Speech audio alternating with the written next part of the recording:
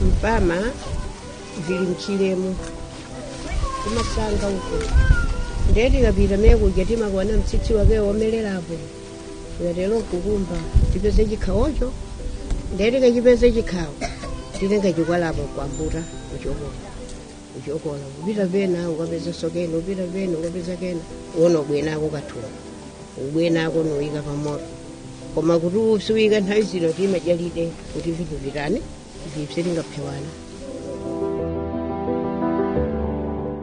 The El Nino phenomenon this year gave us the longest dry spell for over 100 years in southern Africa. So that really damaged the maize crop. This has happened not just in Malawi, but over the other countries in the region, such as Zambia and Zimbabwe.